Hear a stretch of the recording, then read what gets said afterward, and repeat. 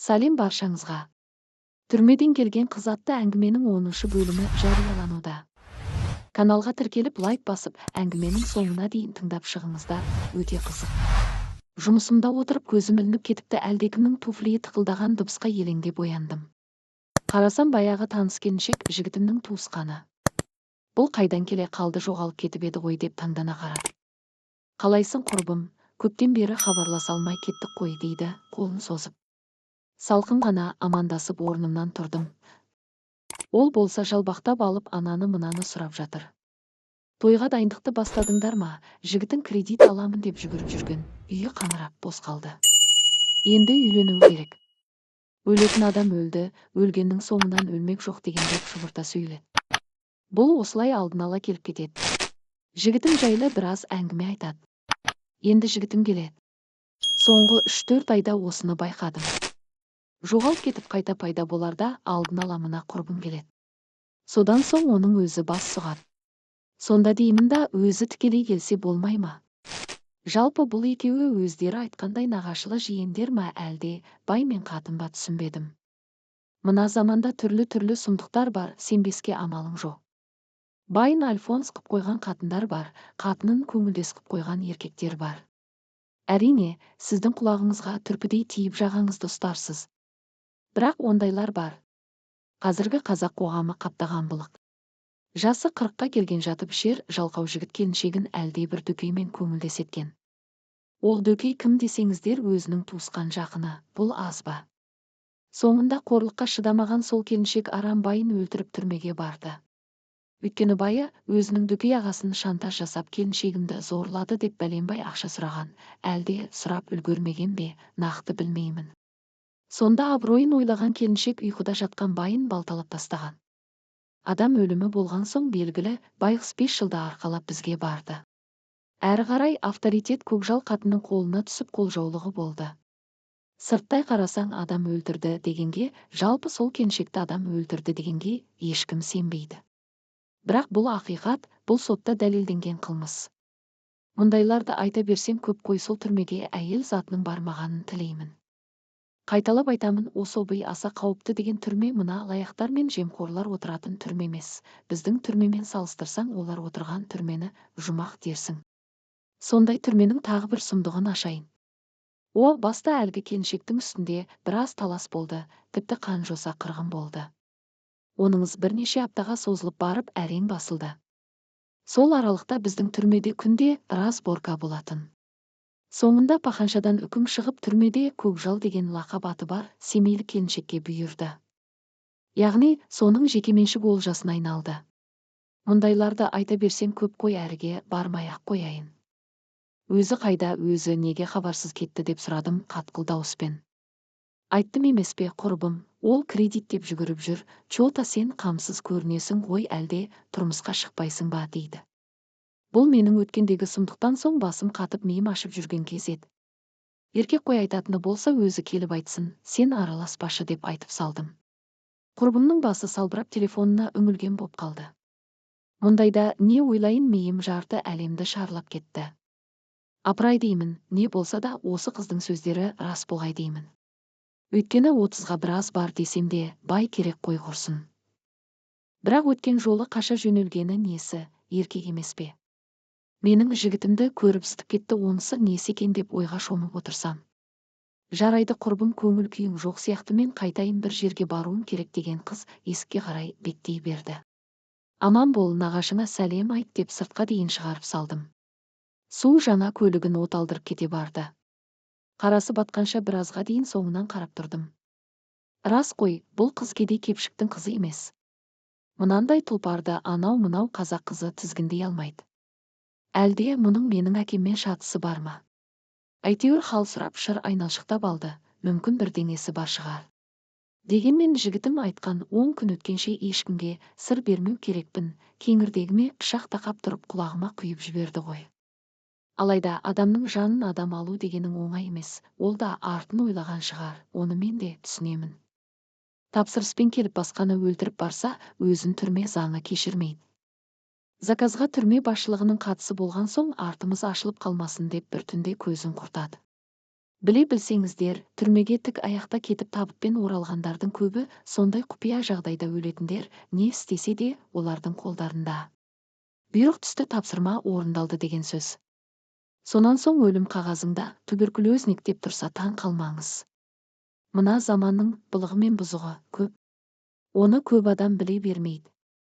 Сонымен құрбыма қаттырақ дауыс көтердім емес пе, бұл да менен безіп кетті. Тойға дайындық үстінде деген жігіттің де қарасы батты. Осыдан кейін мен бейбақ онан әрі қорқа бастадым. Өйткені той үстінде менің әкеме қастандық жасалатындай болды да тұрды. Қайран әкешім, менің жалғыз қызыңның қуанышын көру бұйырмай ма саған? Әрі бері ойланып шақшадай басым шарадай болды. Анау алғыстыда зым-зия еді, оған өзім жазуға намысым жібермеді. Сөйтіп жүргенде тағы да бір күн өте шықты. Жігітімнің жауабын күтіп тағат таппадым. Бірақ 6 айға келген оның да асықпайтынын сезіп жүрдім. Сонда өз ойымша есептеп қарасам, қастандық мерзімі келесі жылдың наурызына тұспа-тұс келеді. Әрине, келісім бойынша оған 6 айдың ішінде тапсырманы орындаса болды, ешкім үндемейді. Тар қапастан шыққан соң несіне асықсын, бостандықта жүре тұрмай ма? Өйткені құрбандықтың көзін құртқан күні ол түрмеге қайтып баруы тиіс. Олар үшін бостандық дегенің жұмақ. Түрмедей тозақта жүргенше жұмақта жүргенге не жетсін, тек оғаш қылық жасап көзге түспесе болды. Ақшасын, пәтерін, ішіп жем, киім-кешегіне дейін заказчик төлейді. Басқа не қайғы бар? Сол үшін менің жігітім мерзімі бітуге таяғанда ғана қозғалады, оған дейін көңіл көтеріп жүре береді. Бір сөзбен айтқанда, бүгінгі күнім де селсоқ өтті, әйтеуір күйбеңдеп жүрдім де қойдым. Құрсын 10 күннен соң деп еді, сонда қандай шешім қабылдайды екен? Әкеңді өлтіремін дей ме, әлде басқа ұсыныс айта ма? Мүмкін әкеңе ұқсаған адам тап, әкемнің орнына соны. Жоқ, ойбай, жазықсыз біреудің қанын мойныма жүктеп не керек? Онсыз да мойнымдағы қан аз ба еді? Ондай ұсынысқа ешқашан келіспеймін. Оған төбедегі Құдайдан қорқамын. Қатты қорыққанымнан сол түні не айтқанын да жөнді ұға алмадым. Есімде қалғаны бұрымымнан тартып суық пышақты тамағыма тақағаны ғана. Ол да менің өзімнен болды ғой, сөмкеме пышақ салып нем бар еді. Анау перде құрғырды тартып жұлып алдым, не деуші еді, әлгі карниз дей ме, алайда көтеріп үлгермедім, шашымнан тартып шалқамнан түсірді. Әрі қарай аяқ қолымнан жан кетіп басымды изей бердім. Мен сенің қандай оймен келгеніңді үрей ұшқан көзіңнен білдім, енді дымыңды шығармай айтқанымды тыңдап ал деп жауырыныма мініп алды ғой. Тыңдаймын жаным, тыңдаймын, бәрі сіздің айтқаныңыздай болсын, мені кешіріңізші деп жалаңаш санын сипап жалына бердім.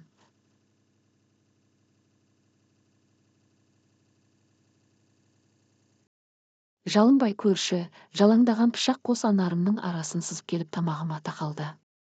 Сол бар ғой, мен таппаған пышақты қалай тапты екен деп таң қалып отырсам, пышақтың орнынан шашына тағатын заколкасын тастап кеп жіберген екен. Онысы тарс деп жерге түскенде мен сорлы пышақ түсті деп ойлаппын. Ол болса душқа кеттім деп өзімен бірге менің пышағымды ала кеткен. Әрі қарай белгілі іздейтінімді біліп тыңдап тұрған. Содан мен әуре боп тоңқаңдап жатқанда пышақты жалаңдатып шыға келді. Тұра ұмтылып карнизді жұлып алмақшы болдым ау, алайда тым жақындап қалғанда үлгермейтінімді біліп басымды бұға бердім. Онан соңғысы міне 10 күннің ішінде бір шешім қабылдаймын, қабыл аласың деп шарт қойды. Бірақ ісін асырға шауып ушығып өз өміріне қауіп төнбесе, ол мені өлтіре алмайды. Тап осы сөзді көзінен от шашып тұрып айтты, өз аузымен айтты, қатаң ескертіп айтты. Ал оны мен өлтіретін болсам, онда менің жер бетіндегі ғұмырым бітті деген сөз. Оның сырын білетін боларсыздар, түрме авторитетін өлтірдің деген сөз, өз өміріне өзің балта шапқанмен бірдей. Оларды өлтіру түгілі түртуге болмайды, түртсең түрмеден үкіміңді шығарады. Жан дегенің тәтті шіркін, жан кімге керек емес. Бірақ бір сөзбен айтқанда, ол да маған ештеңе істей алмайды, мен де оған ештеңе істей алмаймын. Демек 10 күннен кейін қандай ұсыныс айтса да қабылдауға мәжбүрмін. Осылайша не айтады деп басым қатып жүргенде бизнесім де кері кете бастады. Әйтпесе тойдың сезоны, жылда клиент қарасы үзілмейтін кез еді. Шынымды айтсам, анау 2 қыз бен 1 жігіттің қанша адамның шашын қиғаны да есімде жоқ. Өзім аласұрып жүріп қадағалауды да қойғамын. Сонан болар табысым азайып ішкенім ірің, жегенім желім боп жүріп соңғы күнді күттім. Дүниеде осы күткен жаман, мұндайда минутың сағатқа, сағатың тәулікке созылады. Әттең ақ фатамен тұратын тойымды күткенімде ғой, уақыт дегенің зымырап өте шығармайды. Алайда күткен бөлек, бойыңды билеген үрей қорқынышың бір бөлек. Сүлдерімді сүйреп жүріп бүгінгі таңды атырдым. Тіпті көз шырымын алдым ба жоқ па білмеймін, әйтеуір айналаға жарық түсті. Әдеттегідей емес, әп сәтте жуынып шайынып жұмысыма тарттым. Кеш қалғанмын ба білмеймін, 2 қыз 2 келіншектің шашып қиып жуып, макияж жасап бастапты. Амандасқан болып басымды сұқтым. Олар үшін мен бастықпын ғой, оның үстіне екеуінің де жастары, менен кіші, жалбақтап хал сұрап жатыр. Әрі қарай өз бөлмеме кіріп сұлық түсіп отыра кеттім. Қайран көңілім ала құла боп аласұрып отырмын. Жүрек құрғырымның қағысы тіпті бөлек, бұл мені қайда шақырат деймін. Мүмкін жеке пәтерге шақырып шыбын жанымды шырқыратып тұрып бауыздай ма екен. Анау жігіттердің соңғысын мен де тап солай бауыздап едім. Ол есіме түскенде денем түршігіп дірілдеп кетті. Өйткені біреудің қаны біреуді жібермей деген бар, сол жігітті соймасам да болар еді. Әу баста сотталғанымның да басты факторы сол жігіт. Удай мас боп жатқан жігітті өлтіргенім үшін адвокаттарымның өзін өзі қорғат дегенімен сот келіспей үкім кесіп жіберді. Бәлкім мынау маған жеткен карма болар. Мен сорлы өзімнен өзім үрейленіп отырғанымда WhatsApp-ым шиқылдап берді. Селт етіп барып ашып қарадым. Амансың ба өзің, қалайсың дейді. Мен аман есемін, өзіңіз қалайсыз деп хал сұрап зыпылдап бердім. Менде бәрі жақсы дейді. Мен сонда қорыққанымды білдірмейін деп қайдасыз, қашан келесіз деп сұрағанымда. Мен осындамын деп дүңк еткізді. Сол жерде орнымнан атып тұрғанымды білмей қалдым. Тіпті астымдағы жұмсақ креслом шалқалап барып құлауға шақ қалды. Дегеннен тұла бойым суық тартып қол аяғымнан жан кетті. Содан есеңгіреп барып жалт бұрылып үстел үстінде жатқан телефоныма қарадым. Жігітім әлденені печатайды дейді. Мұнысы енді біразға созылды. Тағатсыздана күтіп қақшиып тұрмын. Әне, шыңқ деп барып жазғаны келді. Өткенде қатты ренжіген сияқтысың, есіктен бір қарап кете бардың ғой жаным дейді. Ойбай, сіз қайдасыз деппін сасқанымнан. Мен осындамын, мұнда әдемі бір сіңлім макияж жасап жатыр дейді. Табанымды тықылдатып жетіп бардым. Қарасам менің жігітім шалқалап жатыр, Индира деген мастерім бетін сипап әрлеп отыр. Мойнымды созғанымнан басым бұрып күлімдей қарады. Индира бара бер, бұл апайды мен өзім деп мастерімді иығынан түрттім. Айтқанымды екі қылмайтын қыз тұрып кете барды.